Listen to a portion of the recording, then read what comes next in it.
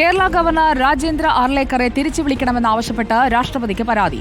ഭാരതമാതാവിന്റെ ചിത്രവിവാദത്തിൽ ഗവർണറുടേത് ഭരണഘടനാ വിരുദ്ധമായ നടപടിയെന്ന് ആരോപിച്ച് CPI MP സന്തോഷ് കുമാറാണ് പരാതി നൽകിയത്. സംസ്ഥാനത്ത് നാളെ ദേശീയ പതാക ഉയർത്തി വൃക്ഷത്തൈകൾ നടാൻ CPI ആഹ്വാനം ചെയ്തു.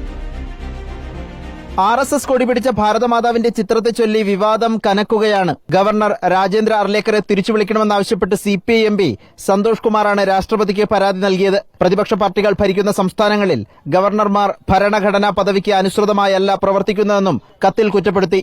വിവാദത്തിൽ സംസ്ഥാന വ്യാപക പ്രതിഷേധത്തിന് CPI നിർദ്ദേശം നൽകി. CPI ബ്രാഞ്ച് കമ്മിറ്റികളുടെ നേതൃത്വത്തിൽ നാളെ ദേശീയ പതാക ഉയർത്തി വൃക്ഷത്തൈകൾ നടും. രാജ്ഭവൻ BJPയുടെ ക്യാമ്പായി മാറുന്നുവെന്ന് CPI സെക്രട്ടറി ബിനോയ് വിശ്വം കുറ്റപ്പെടുത്തി. ഗവർണർമാർ കേന്ദ്രം ഭരിക്കുന്ന BJPക്ക് വേണ്ടി രാഷ്ട്രീയ ചട്ടുകമായി മാറാൻ ആവേശം കാണിക്കുന്നു. ഗവർണർ പറയുന്നു RSS വരച്ചു വെച്ച അതേ മുഖച്ഛായയാണ് ഇന്ത്യയുടെ ഭാരതമാതാവിന്റെ മാറ്റിക്കൂടാത്ത മുഖച്ഛായ. ആ നിലപാട് CPI അംഗീകരിക്കുന്നില്ല.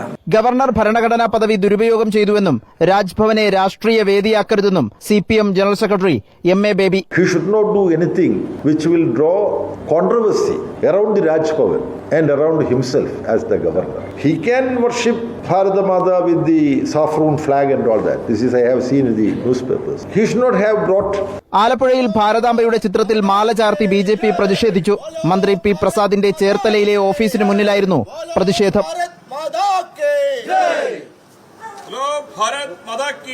റിപ്പോർട്ടർ ദില്ലി.